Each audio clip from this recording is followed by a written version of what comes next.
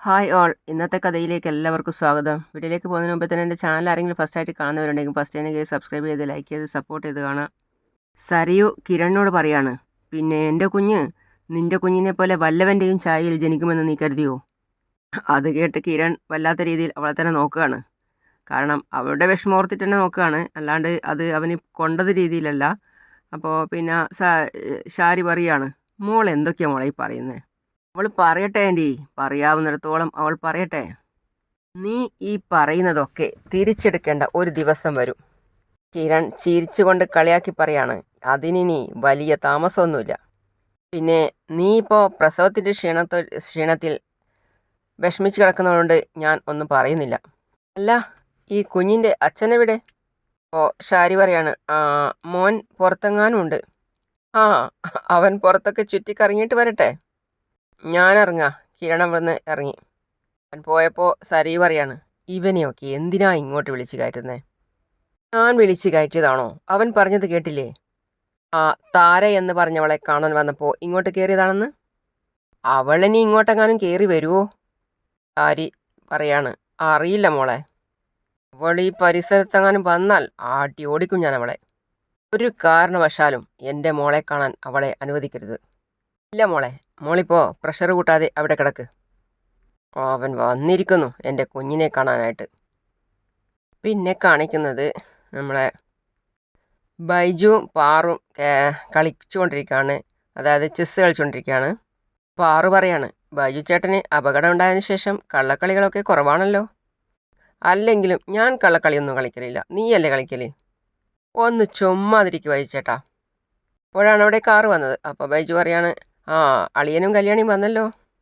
ബൈജു ആ സ്പോട്ടിൽ തന്നെ എണീക്കാൻ പോവാണ്. അപ്പോൾ എടാ പതിയെ എന്ന് പറയാണ് കിരൺ. അതുപോലെ തന്നെ പാറും സൂക്ഷിച്ച് എന്ന് പറഞ്ഞ് കൈപിടിച്ച് എഴുന്നേൽപ്പിക്കുകയാണ്. പാറു ചോദിക്കുക, എട്ടുകാലിയുടെ മോളെ കണ്ടോ? അപ്പോൾ കല്യാണി, എട്ടുകാലിയുടെ കുഞ്ഞിനെ കാണുകയും ചെയ്തു, അമ്മുമ്മയെ കൊണ്ടുവന്ന് കുഞ്ഞിനെ കാണിക്കുകയും ചെയ്തു. അല്ല, കുഞ്ഞിൻ്റെ അമ്മുമ്മമാരെന്ന് പറയുമ്പോൾ രണ്ടമ്മമാരില്ലേ? ബൈജു ചോദിക്കുക. എടാ, ഒറിജിനൽ അമ്മുമ്മയുടെ കാര്യമാണ് പറഞ്ഞത്, ആൻറ്റിയുടെ കാര്യം. അപ്പോൾ കല്യാണിയുടെ അമ്മ അങ്ങോട്ട് വന്നിട്ട് ചോദിക്കുകയാണ്, താരക്ക് കുഞ്ഞിനെ കാണാൻ പറ്റുമോ? അപ്പോൾ കല്യാണി, സരയു ഉറങ്ങിക്കിടന്നപ്പോൾ ആ പാവത്തിനെ കൊണ്ടുപോയി കുഞ്ഞിനെ കാണിച്ചു. എങ്ങനെയുണ്ട്? അപ്പോൾ കിരൺ, ദൈവത്തിൻ്റെ വികൃതിയാണോന്നറിയില്ല, മനോഹറിനെ കൊത്തി വെച്ചതുപോലെ ഇരിക്കുന്നു. അത് കേട്ട് ബൈജു ചിരിക്കുകയാണ്. അപ്പോൾ കല്യാണി, അതെ, അവനെ പോലൊരു കുഞ്ഞാ. കുറച്ച് നാൾ കഴിയുമ്പോഴേ അച്ഛനില്ലാത്ത കുഞ്ഞിന് അച്ഛൻ്റെ അതേ ചായ ഉണ്ടാവും. അപ്പോൾ കിരൺ, അതങ്ങനെ തന്നെ വേണമല്ലോടാ ബൈജു. ഇപ്പോഴും ആ കുടുംബത്തിലെ ആർക്കും അഹങ്കാരം ഒട്ടും കുറഞ്ഞിട്ടില്ല. അഹങ്കാരിയായ ഒരുത്തൻ്റെ കല്യാണമാണ് നാളെ, പ്രകാശൻ്റെ. അപ്പോൾ കല്യാണി, ഓർമ്മയുണ്ട് ബൈജു. കിരൺ ചോദിക്കുകയാണ്, അമ്മ കല്യാണത്തിന് വരുന്നുണ്ടോ? അപ്പോൾ അവർ പറയാണ്, ഞാനെന്തിനാ നടക്കാത്ത കല്യാണത്തിന് വരുന്നത്? അപ്പോൾ പാറു ചോദിക്കുകയാണ്, നാളെ കൊണ്ട് ഈ കല്യാണം, ഈ അഭിനയം പൊളിയോ അങ്കിളെ? ഒന്നും അറിയത്തില്ല മോളെ. കാർത്തികയും അവളുടെ അമ്മയും എന്താ മനസ്സിൽ പ്ലാൻ ചെയ്ത് വെച്ചിരിക്കുന്നതെന്ന് അറിയില്ല. എല്ലാം പ്ലാൻ ചെയ്തിരിക്കുന്നത് കാർത്തിക ചേച്ചിയുടെ അമ്മയാന്നാണ് പറഞ്ഞത്, കല്യാണി പറയാ. ചേച്ചി, നിങ്ങൾ വേണമെങ്കിൽ അവിടെ വരെ ഒന്ന് പോയി നോക്ക്, ബൈജു പറയാ. ചിലവരവിടെ നനഞ്ഞ കോയിനെ പോലെ ഇരിക്കുന്നത് കാണാലോ. അതുപോലെയല്ലേ കടുവ ഇവിടെ വന്ന് വലിയമ്മയെ കല്യാണം വിളിച്ചിട്ട് പോയത്. അതിന് നാളെ തന്നെ അയാളെ കാണേണ്ട കാര്യമില്ലല്ലോ. കല്യാണം നടക്കാതെ പോയവൻ ഇനി എല്ലാം നഷ്ടപ്പെട്ട് നിലവിളിക്കുന്നൊരു സമയമുണ്ട്. ആ സമയത്ത് ഞാൻ അയാളെ നേരിൽ കണ്ടോളാം. അപ്പോൾ കിരൺ, അമ്മ കണ്ടില്ലെങ്കിലും ഞങ്ങൾ കൊണ്ടുപോയി നേരിൽ അമ്മയെ കാണിക്കും. അന്ന് അയാളുടെ 2 ഭാര്യമാരും 3 പെൺമക്കളും നല്ല തെളിഞ്ഞ ചിരിയോടെ സന്തോഷത്തോടെ ആയിരിക്കും അയാളുടെ മുമ്പിൽ നിൽക്കുന്നത്. പാറു പറയാണ്, കുറച്ചുകൂടെ അയാളെയും അയാളുടെ അമ്മയെയും മോനെയും ഒക്കെ കരയിപ്പിച്ചിട്ട് അതിനുശേഷം ഈ നാടകം പൊളിച്ചാൽ മതിയായിരുന്നു. അപ്പോൾ കിരൺ പറയാണ്, അതിന് നാളെ കൊണ്ടിത് അവസാനിക്കും എന്ന് കാർത്തികയും അവരുടെ അമ്മയും പറഞ്ഞിട്ടില്ല. നാളെ അവിടെ ചെന്ന് കഴിഞ്ഞാലേ അവരുടെ മനസ്സിൽ എന്താണെന്ന് അറിയാൻ കഴിയൂ. അളിയാ, നാളെ കാർത്തികയുടെ അമ്മ അവിടെ വന്നു കഴിഞ്ഞാൽ സംഗതി പൊളിയൂലേ? അത് ശരിയാണല്ലോ കല്യാണി. എന്തായാലും നാളെ പറഞ്ഞ സമയത്ത് നമുക്ക് രജിസ്റ്റർ ഓഫീസിൽ പോകണം കിരൺ. അതിനുശേഷം അവിടെ നമുക്ക് കാണികളായിട്ട് നിന്നിട്ട് അവിടെ അരങ്ങത്ത് എന്താ നടക്കുന്നതെന്ന് കാണാം. ഏതായാലും 10-12 ലക്ഷം രൂപ രാജപ്പൻ്റെ കയ്യിൽ നിന്ന് പ്രകാശൻ വാങ്ങിച്ചു കഴിഞ്ഞു. നേരത്തെ 10 ലക്ഷം വാങ്ങിച്ചപ്പോൾ ഇവളാണ് ആ കടം വീട്ടിയത്. ഇനി അങ്ങയുടെ കടം ആര് വീട്ടുമെന്ന് നമുക്ക് കാത്തിരുന്ന് കാണാം. അത്രയും പറഞ്ഞ് കിരണും കല്യാണിയും അവിടെ നിന്ന് പോയി. പിന്നെ കാണിക്കുന്നത് പ്രകാശൻ്റെ അമ്മയാണ്. താലിമാലയൊക്കെ എടുത്ത് നോക്കുകയാണ്. താലിമാല എടുത്ത് പൊന്തിച്ച് നോക്കുന്ന സമയത്താണ് പ്രകാശൻ അവിടേക്ക് വരുന്നത്. എന്നിട്ട് പ്രകാശൻ ചിരിച്ചുകൊണ്ട് ചോദിക്കുകയാണ്, എന്തോന്നമ്മ ഇത്, രാത്രിയിൽ ഉറക്കമൊന്നുമില്ലേ, താലിമാല എടുത്ത് നോക്കുന്നു? ഏടാ മോനെ, നീ പോയപ്പോൾ എനിക്ക് കുറച്ച് ആഭരണങ്ങളൊക്കെ മേടിക്കായിരുന്നു. മരുമോള് വരുമ്പോൾ എനിക്ക് കുറച്ച് ആട്ടിത്തൊക്കെ വേണ്ടേ? എൻ്റെ അമ്മേ, അതൊക്കെ എന്ത് തോന്നാനാ? എൻ്റെ അമ്മ ആരാണ്? LK കൺസ്ട്രക്ഷൻ കമ്പനിയുടെ MDയുടെ അച്ഛൻ്റെ അമ്മ, അതായത് പ്രൗഢിയുള്ള പ്രകാശൻ്റെ അമ്മ. വേണം, അത് വേണം. അപ്പോൾ അമ്മ പറയാണ്, എൻ്റെ കളറൊക്കെ അങ്ങ് പോയടാ, നേരത്തെ കുറച്ചുകൂടെ വെളുപ്പുണ്ടായിരുന്നു. എൻ്റെ അമ്മേ, വയസ്സാകുമ്പോൾ കളറൊക്കെ പോവും, കുറയും. ഇനി അതിൻ്റെ ശേഷം കുറച്ച് ക്യാഷൊക്കെ വരുമ്പോൾ ആ കളറൊക്കെ ഇങ്ങ് തിരിച്ചു വരും. അല്ല, അതേ, നാളെ രാവിലെ മറ്റിടത്ത് ഒന്ന് പോയാലോ എന്ന് ആലോചിക്കുക. മറ്റിടത്തോ? അതെവിടെയാ? അപ്പോൾ പ്രകാശൻ്റെ അമ്മ പറയാ, അല്ല, ഈ മുഖമൊക്കെ മിനുക്കുന്നിടത്ത്. മുഖമൊക്കെ മിനുക്കുന്ന സ്ഥലത്ത്. അപ്പോൾ പ്രകാശൻ, ഓ, ബ്യൂട്ടി പാർലർ. അത് തന്നെ. ദിവസം കൊണ്ടുപോയപ്പോൾ എല്ലാ ദിവസം അങ്ങോട്ട് കൊണ്ടുപോകാം. കൊണ്ടുപോകാം. സംസാരിക്കുന്നിടത്തേക്ക് അപ്പോഴേക്കും കാർത്തിക വരികയാണ്. അല്ല മോളെ, അമ്മയ്ക്ക് നാളെ ബ്യൂട്ടി പാർലറിൽ പോകണമെന്ന്. ഇതിൻ്റെ ഒന്നും ആവശ്യമില്ല മുത്തശ്ശി, ഞാൻ രാവിലെ 5 മണിക്ക് തന്നെ ഒരു ബ്യൂട്ടീഷ്യനോട് ഇങ്ങോട്ട് വരാൻ പറയാം. അവർ മുത്തശ്ശിയെ ഒരുക്കിക്കോളും. എൻ്റെ കാര്യം പിന്നെ രാജപ്പണ്ണനും ബാലണ്ണനും നോക്കിക്കോളാം എന്ന് പറഞ്ഞു. അവർ നന്നായിട്ട് ഒരുക്കും. അച്ഛാ, അമ്മ ആദ്യമായിട്ട് കാണുക. ഫോട്ടോയിൽ കണ്ടതിനേക്കാൾ നല്ല ഗാംഭീര്യം ഉണ്ടെന്ന് അമ്മയ്ക്ക് തോന്നണം. അത് പിന്നെ ഇവനെ നേരിൽ കാണുമ്പോൾ കുറച്ചുകൂടിയൊക്കെ ഗാംഭീര്യം കാണും, അല്ലേ മോളെ? അതുണ്ട്. പിന്നെ ഞാനിപ്പോൾ എയർപോർട്ടിലേക്കാണ് പോകുന്നത്, അച്ഛൻ്റെ ഭാര്യയാവാൻ പോകുന്നയാളെ വിളിക്കാൻ. അത് പിന്നെ ഞാനും കൂടി വന്നാലോ? കമ്പനി വേണ്ട അച്ഛാ, നാളെ കല്യാണമല്ലേ. അച്ഛൻ ഇങ്ങനെ കറങ്ങി നടന്നാൽ മതിയോ കല്യാണമായിട്ട്? ഇന്ന് പാർട്ടിയൊക്കെ ഉള്ളതല്ലേ, കൂട്ടുകാരൊക്കെ വരുന്നതല്ലേ. അത് ശരിയാടാ. 9 മണിയുടെ ഫ്ലൈറ്റിൽ അമ്മ വരുന്നുണ്ട്. ഞാൻ നേരെ അമ്മയെയും കൊണ്ട് ഹോട്ടലിലേക്കാണ് പോകുന്നത്. നാളെ രാവിലെ അമ്മയുടെ ബ്യൂട്ടീഷ്യൻ ഞാൻ തന്നെയാണ്. അമ്മയെ ഒരുക്കിക്കൊണ്ട് രജിസ്റ്റർ ഓഫീസിൽ ഞാൻ എത്തിക്കോളാം. അപ്പോൾ മോളിനി ഇങ്ങോട്ട് വരത്തില്ലേ? കല്യാണമാകുമ്പോൾ ഞാൻ പെണ്ണ് വീട്ടുകാരല്ലേ, അപ്പോൾ പിന്നെ ഞാൻ കല്യാണ പെണ്ണിൻ്റെ കൂടെയല്ലേ വരാൻ പറ്റൂ. ഓ അത് ശരിയാ. അത് പിന്നെ കല്യാണം രജിസ്റ്റർ ഓഫീസിലാണല്ലോ, സദ്യയും മറ്റു ചുറ്റുവട്ടങ്ങളും ഒക്കെ അങ്ങ് ഹോട്ടലിലാണല്ലോ. അതെ, നമ്മൾ ഈ എല്ലാവരും ഒന്ന് ചുറ്റും ഇരുന്ന് കഴിക്കുന്നതൊക്കെ ഒരു സെറ്റപ്പില്ലേ, അതാണ് അറേഞ്ച് ചെയ്തിരിക്കുന്നത്. ബഫൈ. പിന്നെ കാർത്തിക ചിരിക്കുകയാണ്. ഞാനും അവിടെ തന്നെ ഉണ്ടാവും അമ്മേ, എല്ലാവർക്കും പാട്ടൊക്കെ കേട്ട് കണ്ട് കഴിക്കാം. അപ്പോൾ കാർത്തിക അതൊക്കെ അച്ഛനെ വിട്ടു തന്നിരിക്കുക. കല്യാണം കഴിഞ്ഞാൽ പിന്നെ 2-3 ദിവസത്തിനുള്ളിൽ അച്ഛനെയും കൂട്ടി ഞാൻ ചെന്നൈയിലേക്ക് പോകും. ഇവിടെ ഒരു 5 സ്റ്റാർ ഹോട്ടലിലാണ് റിസപ്ഷൻ അറേഞ്ച് ചെയ്തിരിക്കുന്നത്. അപ്പോൾ പ്രകാശനൊന്ന് അമ്മയെ നോക്കാണ്. അപ്പോൾ ഞങ്ങളാരും വരണ്ടേ? പിന്നെ വരണ്ടേ, ഷിയും വിക്രവും ഒക്കെ വരണമല്ലോ. അല്ല, അവിടുന്ന് അമേരിക്കയിലോ മറ്റോ പോകുന്നുണ്ടോ മോളെ? അമ്മേ, അവിടെ ഇപ്പോൾ ഇലക്ഷനൊക്കെ കഴിഞ്ഞതല്ലേ ഉള്ളൂ, ആദ്യം തന്നെ പോകാൻ പറ്റില്ല. ആദ്യം ചെന്നൈ, പിന്നെ അമേരിക്ക, അങ്ങനെയല്ലേ മോളെ? എല്ലായിടത്തും പോകാം. ഞാൻ ആദ്യം ഒന്ന് കല്യാണ പെണ്ണിനെ കൂട്ടിക്കൊണ്ട് വരട്ടെ. മോളെ, മുറിയിലെത്തുമ്പോൾ ഒന്ന് വിളിക്കണേ. വിളിക്കാം, ഞാൻ അമ്മയോട് പറഞ്ഞ് വിളിപ്പിക്കാം. എന്നെങ്കിലും വീഡിയോ കോളിൽ വരാൻ പറ്റിയാൽ കൊള്ളായിരുന്നു അല്ലമ്മേ? ഒന്ന് കാണാൻ, വേറൊന്നല്ല. അവളെ കാണുമല്ലോ നേരിട്ട്, പിന്നെ എന്തിനാ വീഡിയോ കോളിൽ വരുന്നത്? അമ്മ ചിരിക്കുകയാണ്. മുബേനെ ആക്രാന്താ മോളെ വേഗം കാണാൻ വേണ്ടിയിട്ട്. അങ്ങനെയൊന്നുമില്ല. എന്താ അമ്മ ഇത്? എങ്കിലും ഭാര്യയാകാൻ പോകുന്ന ഒരാളെ നേരത്തെ കണ്ടിരിക്കണം എന്നാണല്ലോ ഒരു പ്രമാണം, അതുകൊണ്ട് പറഞ്ഞതാ. പിന്നെ എടാ, നീ മോളുടെ അമ്മയെ കാണുന്നില്ല എന്ന് പറഞ്ഞ് ബഹളം വെച്ചത് കൊണ്ടാ പിടി എന്ന് പറഞ്ഞ് മോള് കല്യാണം നടത്തുന്നത്. ഇനിയിപ്പോൾ രജിസ്റ്റർ ഓഫീസിൽ വരുമ്പോൾ മണവാളൻ മണവാട്ടിയെ കണ്ടാൽ മതി. എന്നാൽ ഞാൻ പോയിട്ട് വരാം അച്ഛാ. പോയിട്ട് വാ മോളെ. കാർത്തിക എന്തൊക്കെയോ മനസ്സിൽ ചിന്തിച്ച് മനസ്സുകൊണ്ട് ചിരിച്ചുകൊണ്ട് സ്ലോ മോഷനിൽ പോവുകയാണ് അവിടുന്ന്. എടാ, വിമാനത്തിലൊക്കെയാണ് വരുന്നത്, എന്തോന്ന് അമ്മ ഇത്? എൻ്റെ അമ്മയെ 1-2 പ്രൈവറ്റ് ജെറ്റ് സ്വന്തമായിട്ട് വാങ്ങിക്കാൻ കഴിവുള്ള ഒരാളാണ്. കാശും അതിനുള്ള ആസ്തിയും ഉള്ള ആൾക്കാരാണവർ. പിന്നെ അവർക്ക് വിമാനത്തിൽ വന്നൂടെ? എടാ, ഞാനിതുവരെ വിമാനത്തിലോട്ട് കയറിയിട്ടില്ല. വിമാനം മുകളിലോട്ട് പറക്കുമ്പോൾ നെഞ്ഞ് പടപടാതെ മിടിക്കൂലേ? എൻ്റെ അമ്മയെ ഒരു കുഴപ്പമില്ല. വിമാനം എന്ന് പറഞ്ഞാൽ നല്ല സേഫ്റ്റിയാണ്. നമ്മൾ ഈ കാറിലും ബസ്സിലൊക്കെ പോകുന്നതിനേക്കാൾ നല്ല സേഫ്റ്റിയാണ്. ഇങ്ങനെ പറന്ന് പോകാം, നല്ല രസമാണ്. സംഗതിയൊക്കെ ശരിയാ, പക്ഷേ എന്തെങ്കിലും കുഴപ്പം പറ്റിയാൽ ഈ എല്ലാ സംഗതി അങ്ങ് തീരും. അതാണെടാ എനിക്ക് പേടി. എന്തോ നമ്മേ ഇത് നല്ലൊരു കാര്യം നടക്കാൻ പോകുന്ന സമയത്ത് ഇങ്ങനെ ഒരു വർത്തമാനം പറയല്ലമ്മേ. ഒന്നും സംഭവിക്കില്ല. അല്ല, മരിക്കുമ്പോൾ ആകാശത്ത് വെച്ച് മരിക്കുന്നതും ഒരു ഗമയാ. ഓ, ഈ അമ്മയുടെ ഒരു കാര്യം. പിന്നെ കാർത്തിക നേരെ അമ്മയുടെ അടുത്തേക്കാണ് പോയത്. അമ്മ ഇന്ന് രാത്രി 9 മണിക്ക് വരും. എയർപോർട്ടിൽ നിന്ന് അമ്മയെ പിക്ക് ചെയ്യണം എന്നൊക്കെ പറഞ്ഞിട്ടാണ് ഞാൻ ഇങ്ങോട്ട് വന്നത്. നാളെ രാവിലെ എന്നെയും കൊണ്ടങ്ങ് ചെല്ലണം എന്ന് പറഞ്ഞില്ലേ? അതൊക്കെ പറഞ്ഞു. അയാൾ ആഘോഷിക്കട്ടെ. അയാൾക്ക് പലിശയ്ക്ക് പണം കൊടുത്തത് ഒരു രാജപ്പനും അയാൾക്ക് നേരത്തെ ജോലി കൊടുത്തിരുന്നൊരു ബാലണനും ഉണ്ട്. മോളെ, ബാലനെ എനിക്കറിയാലോ.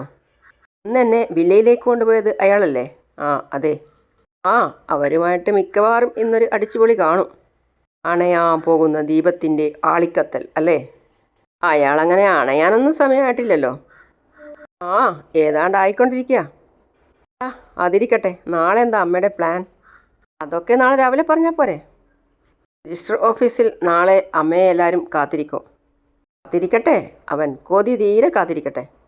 ആ സമയത്താണ് നമുക്കവിടെ എത്തേണ്ടത്. എന്നിട്ട് കാർത്തിക ആകാംക്ഷയോടെ ചോദിക്കുകയാണ്. അപ്പോൾ അമ്മ പറയാണ്, മോളൊന്ന് ചുമ്മാതിരിക്കും മോളെ. എത്ര ദിവസമായി രാത്രിയിൽ മോൾ എന്നോടൊപ്പം ചിലവഴിച്ചിട്ട്. ഇന്ന് നമുക്ക് സുഖമായിട്ട് കിടന്നുറങ്ങാം. എന്നിട്ട് നാളെ രാവിലെ പുറപ്പെടാം. ഒരു 2-3 കിലോമീറ്റർ പ്രഭാത നടത്തം ഉണ്ടല്ലോ. ആ സമയത്ത് നടക്കുമ്പോൾ എന്ത് ചെയ്യണമെന്ന് ഞാൻ പറയാം. അപ്പോൾ പ്രകാശൻ്റെ 15 പവൻ്റെ മാല വെറുതെ ആയി അല്ലേ? അവൻ കുറച്ചല്ലേ മുടക്കിയിട്ടുള്ളൂ. ബാക്കി ദീപയുടെ താലിമാലയും പിന്നെ മോള് വാങ്ങിക്കൊടുത്തതുമല്ലേ. അതുകൊണ്ടൊന്നും ഒരു പ്രയോജനവും ഇല്ല അമ്മേ. അതൊക്കെ രാജപ്പൻ്റെ കയ്യിൽ നിന്ന് വാങ്ങിയ പണത്തിൻ്റെ കടം വീട്ടാനേ തികയോ? ഈ നാടകം കഴിയുമ്പോൾ അയാൾ പാപ്പരാവണം. അത് തന്നെയാണ് വേണ്ടത്. ഇനി ഒരിക്കലും അവനൊരു ഉയിർത്തെഴുന്നേൽപ്പ് ഉണ്ടാവരുത്. കോടതിയിൽ വെച്ച് കല്യാണിയുടെ അമ്മയെപ്പറ്റി അയാൾ പറഞ്ഞതൊക്കെ എൻ്റെ മനസ്സിൽ ഇപ്പോഴും ഓർമ്മയുണ്ട്. അതിനും കൂടിയുള്ള തിരിച്ചടിയാണ് ഇനി അയാൾക്ക് കിട്ടാൻ പോകുന്നത്. എല്ലാം കഴിഞ്ഞ് പാപ്പരായി അയാൾ അമ്മയുടെ മുമ്പിലേക്ക് വരുമ്പോൾ കല്യാണിയുടെ അമ്മയും വേണം. നിങ്ങൾ 2 പേരും കൂടി അയാളുടെ കവിളത്തും അടിക്കണം. ആ സമയത്ത് നിന്ന് കൊള്ളാനല്ലാതെ ഒരക്ഷരം അയാൾക്ക് മിണ്ടാൻ പറ്റരുത്. പിന്നെ കാണിക്കുന്നത് കല്യാണിയാണ്. കല്യാണി എന്തോ വർക്ക് ഡിസൈൻ ചെയ്തുകൊണ്ടിരിക്കുകയാണ്. ആ, എന്തായി പ്രോഗ്രസ്? കിരൺ വന്നിട്ട് ചോദിക്കുകയാണ്.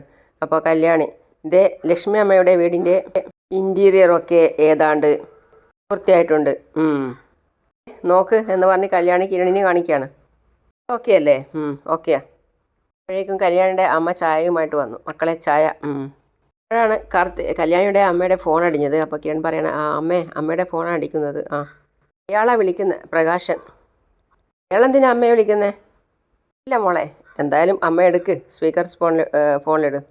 ഓ, ഞാൻ തന്നെ അടി, പ്രകാശൻ. നാളെയാണ് എൻ്റെ കല്യാണം, അറിയാലോ അല്ലേ? എന്ത് തിരക്കുണ്ടെങ്കിലും നീ കല്യാണത്തിന് വരണം. അപ്പം നിനക്ക് മനസ്സിലാവും പെണ്ണുങ്ങളെ എങ്ങനെയാണ് കല്യാണം കഴിച്ച് വിടേണ്ടതെന്ന്. ആയിക്കോട്ടെ, എന്തായാലും നിങ്ങളെ സ്വഭാവം പഴയ സ്വഭാവം തന്നെയാണല്ലോ. അപ്പം നമുക്ക് കണ്ടറിയാം ദാമ്പത്യ ജീവിതം എങ്ങനെ പോകുമെന്ന്. കാണാനൊന്നും ഇല്ലടി, അന്തസ്സായിട്ട് ജീവിക്കുന്നത് നിനക്ക് കാണേണ്ടി വരും. ആദ്യം ജീവിച്ച് കാണിക്ക്, എന്നിട്ട് ഓരോന്ന് പറഞ്ഞാൽ മതി. പറയാനൊന്നും ഇല്ലടി, ഇപ്പം തന്നെ നീ കാണുന്നില്ലേ? LK കൺസ്ട്രക്ഷൻ നിൻ്റെ മോളുടെ ഭർത്താവിൻ്റെയും കമ്പനിയുടെ മുകളിലാണ്. നീ എഴുതി വെച്ചോടി, നിൻ്റെയൊക്കെ കമ്പനി ഉണ്ടല്ലോ ഞാൻ പൂട്ടിക്കും. നിൻ്റെ മരുമോൻ്റെ അച്ഛൻ്റെ സ്വത്തില്ലേ, ഇതിനേക്കാളും സ്വത്തുള്ള ഒരാളെയാണ് ഞാൻ കല്യാണം കഴിക്കാൻ വേണ്ടി പോകുന്നത്. നല്ല ഐശ്വര്യമുള്ള മഹാലക്ഷ്മി. ഇത്രയും കാലം ജീവിതം നരകജീവിതം അനുഭവിക്കായിരുന്നടി. ഇതിൽ നിന്നും എനിക്കൊരു മുക്തിയടി മഹാലക്ഷ്മി. പിന്നെ രജിസ്റ്റർ ഓഫീസിൽ അഥവാ വരാൻ പറ്റിയില്ലെങ്കിലും തൊട്ടടുത്തുള്ള 3 സ്റ്റാർ ഹോട്ടലിൽ വരണം. ഒരുപാട് ഭക്ഷണം ഓർഡർ ചെയ്തിട്ടുണ്ട്, അവിടെ വന്ന് ഞണ്ണിയിട്ട് പോവാം. അയ്യോ, ഞാനിവിടെ പട്ടിണി കിടക്കുക. അതുകൊണ്ട് ഒരു നേരത്തെ ഭക്ഷണം കിട്ടുമെങ്കിൽ ഞാൻ ഉറപ്പായിട്ടും വന്നിരിക്കും. കളിയാക്കലടി, നിൻ്റെ കളിയാക്കലൊക്കെ എനിക്ക് മനസ്സിലാവുന്നുണ്ട്. കല്യാണം രജിസ്റ്റർ ഓഫീസിൽ വെച്ച് ലളിതകരമായിട്ടാണെങ്കിലും ഫുഡും മറ്റു കാര്യങ്ങളും ഒക്കെ ആഡംബരമായിട്ട് തന്നെയാണ്. നിനക്ക് കേൾക്കാൻ താല്പര്യമുള്ള ഒരു കാര്യം കൂടി ഞാൻ പറഞ്ഞുതരാം. മണിയറ ഒരുക്കുന്നത് ആരാണെന്നറിയോ? സ്വന്തം അമ്മയ്ക്ക് പിണ്ടം വെച്ച എൻ്റെ മകൻ വിക്രമാദിത്യൻ. പ്രകാശം ചിരിക്കുക.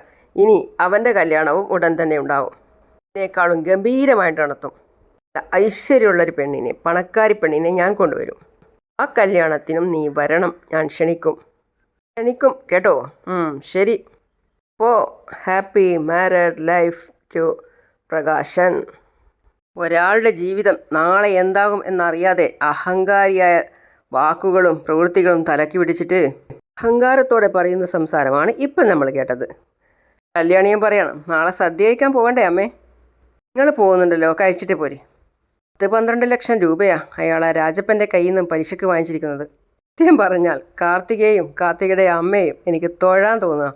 കിരൺ പറയാം, സോണിയുടെ വീട്ടിൽ നിന്നും അമ്മ ഇറങ്ങിയപ്പോൾ സത്യം പറഞ്ഞാൽ പ്രകാശൻ നടു റോഡിൽ വെച്ച അമ്മയെ തള്ളിക്കളഞ്ഞത്. എന്നിട്ടും കാദംബരി ചേച്ചിക്ക് വിശേഷമുണ്ടെന്നറിഞ്ഞപ്പോൾ പലഹാരങ്ങളുമായിട്ട് അമ്മ അങ്ങോട്ട് പോയതാ. അന്നും ആട്ടിയിറക്കുമായിരുന്നു. എന്നിട്ടും കാർത്തികയുടെ അമ്മയുടെയും കാർത്തികയുടെയും ഒന്നും വാശിയും പ്രതികാരവും ഒന്നും അമ്മ പ്രകാശനോടും വിക്രത്തോടും ഒന്നും കാണിച്ചില്ല, അവർ കാണിച്ചതുപോലെ. സത്യത്തിൽ കാർത്തികയെക്കാളും പ്രകാശനെയും അയാളുടെ അമ്മയെയും വെറുക്കേണ്ടത് ആയിരുന്നില്ലേ? വേറെ ഒന്നും കൊണ്ടല്ല അമ്മേ. കാർത്തികയെ ഓടയിലെറിഞ്ഞതിന് ശേഷം പ്രകാശനും അമ്മയും ആ നാട്ടിൽ നിന്ന് ഇങ്ങോട്ട് പോന്നു. അതിനുശേഷം അവരാരും പിന്നെ അമ്മയെയും മോനെയും കണ്ടിട്ടേയില്ല. അവരുടെ ജീവിതം എന്താണെന്ന് പോലും അറിഞ്ഞിട്ടില്ല. എന്നാൽ അതുപോലെയല്ലല്ലോ അമ്മ ഇവളെ പ്രസവിച്ചതിന് ശേഷം കാണാൻ പാടില്ലാത്ത എന്തെല്ലാം കാഴ്ചകൾക്ക് അമ്മ സാക്ഷിയായതാ. ഏതെല്ലാം രീതിയിൽ അമ്മയെയും മോളെയും അയാൾ ദ്രോഹിച്ചതാ. അതുകൊണ്ടാണ് ഞാൻ പറഞ്ഞത്, പ്രതികാര ബുദ്ധി അവരെക്കാൾ തോന്നേണ്ടത് അമ്മയ്ക്കാണെന്ന്. ഞാനും എൻ്റെ അമ്മയും ഒക്കെ താഴാവുന്നിടത്തോളം താഴുകയായിരുന്നു കിരണേട്ടാ. എന്നെങ്കിലും ഒരു ദിവസം ഞങ്ങളെയൊക്കെ മനസ്സിലാക്കി അച്ഛൻ ഞങ്ങളെ സ്നേഹിക്കും എന്ന് കരുതി. ഇനി അയാൾക്ക് ഒരു മാറ്റവും ഉണ്ടാകാൻ പോകുന്നില്ല. വിക്രത്തിൻ്റെ കാര്യവും അങ്ങനെ തന്നെയാണ്. അതുകൊണ്ട് സ്വന്തം മോനോട് പോലും അമ്മ ഇനി ഒരു സിമ്പതിയും കാണിക്കരുത് എന്നാ ഞാൻ പറയുന്നത്. അതിന് ഞാൻ അങ്ങനെയൊന്നും കാണിക്കുന്നില്ലല്ലോ മോനെ. പിന്നെ എന്തിനാണ് അവൻ കോടതിയിൽ വെച്ച് അമ്മയെ തള്ളിക്കളഞ്ഞപ്പോൾ, അമ്മയെക്കുറിച്ച് വേണ്ടാത്തത് പറഞ്ഞപ്പോൾ അമ്മ അത്രയും വേദനിച്ചത്? സ്വന്തം മോൻ എന്ന സ്ഥാനം ഇനി അമ്മ അവന് കൊടുക്കണ്ട. അമ്മയ്ക്ക് അവന് പകരം ഞാനില്ലേ അമ്മേ? അത് കേട്ട് കല്യാണി സന്തോഷത്തോടെ ചിരിക്കുകയാണ്. പ്രസവിക്കുന്ന മക്കളെ മാത്രമേ അമ്മയ്ക്ക് മക്കളായി കാണാൻ പറ്റൂ എന്നൊന്നും ഇല്ലല്ലോ. സ്നേഹിക്കുന്നവരെയാണ് നമ്മൾ സ്വന്തമാക്കേണ്ടത്, നമ്മളെക്കുറിച്ച് ഒരു കരുതലുള്ളവരെ. ഇപ്പോഴും അങ്ങനെ തന്നെയാ മോനെ. മോനുള്ളത് കൊണ്ട് അവൻ്റെ നഷ്ടം ഒരിക്കലും ഞാൻ കാര്യമായിട്ട് എടുത്തിട്ടില്ല, ഇനി എടുക്കേയില്ല. എന്നെ സംബന്ധിച്ചിടത്തോളം ഭർത്താവും മോനും അമ്മായിയമ്മയും ഒക്കെ മരിച്ചു കഴിഞ്ഞു. അമ്മയെ അല്പമെങ്കിലും അനുസരിക്കുന്ന മോനായിരുന്നെങ്കിൽ അവൻ ഇങ്ങനെയൊന്നും ആയിത്തീരില്ലായിരുന്നു. കാദംബരി ഞാൻ പറയുന്നത് കുറച്ചെങ്കിലും കേട്ടിട്ടുണ്ട്. അതുകൊണ്ടാണ് അവളുടെ സ്വഭാവം തീർത്തും മോശമല്ലാതായത്. പറഞ്ഞത് കേട്ടില്ലേ, നാളെ നേരിൽ ചെല്ലണമെന്ന്. എന്നിട്ട് എങ്ങനെയാണ് കല്യാണം നടത്തേണ്ടത് എന്ന് കാണണമെന്ന്. അങ്ങേരിനി പലതും കാണാൻ കിടക്കുന്നതേയുള്ളൂ അമ്മേ. ജീവിതം പഠിക്കാൻ കിടക്കുന്നതേയുള്ളൂ. ഒരുപാട് അനുഭവങ്ങൾ ഉണ്ടായിട്ടും പുറംതിരിഞ്ഞു നിന്ന ആ മനുഷ്യനാണ് ജീവിതത്തിൽ ഇനി ഏറ്റവും കൂടുതൽ കരയാൻ പോകുന്നത്. അങ്ങനെ കരയുന്നതൊക്കെ അയാളുടെ മോനെ ഓർത്തിട്ടായിരിക്കും. എന്നെങ്കിലും ഒരു ദിവസം നിനക്കും അമ്മയ്ക്കും അത് കാണാം, കിരൺ പറയാം. വഴിയരികിലിരുന്ന് അമ്മയുടെ കൈയും പിടിച്ച് തെണ്ടിത്തിരിഞ്ഞ് അലയുന്ന പ്രകാശനെ. ആ കാഴ്ചയ്ക്ക് ആക്കം കൂട്ടാനാ കാർത്തികയുടെ അമ്മയും ഇവിടെ എത്തിയത്. കല്യാണിയുടെ അമ്മയോടും അത്രയൊക്കെ പറഞ്ഞു കൊടുത്തതിന് ശേഷം കിരൺ അവിടെ നിന്നും പോയി. അങ്ങനെയാണ് ഇന്നത്തെ ഭാഗം അവസാനിക്കുന്നത്. നാളെ ഇനി പ്രകാശൻ്റെ കല്യാണത്തെ പറ്റിയുള്ള വിശേഷങ്ങളുമായിട്ട് നാളെ ഉടൻ വരുന്നതാണ്. അപ്പോൾ എൻ്റെ വീഡിയോ ഇതുവരെയും സബ്സ്ക്രൈബ് ചെയ്യാതെ ലൈക്ക് ചെയ്യാതെ കാണുന്നവരാണെങ്കിൽ എത്രയും പെട്ടെന്ന് തന്നെ കയറി സബ്സ്ക്രൈബ് ചെയ്ത് ലൈക്ക് ചെയ്ത് സപ്പോർട്ട് ചെയ്ത് കാണാം. അപ്പോൾ അടുത്ത വീഡിയോ ആയിട്ട് വരുന്നവരേക്കും സീ യു ഓൾ.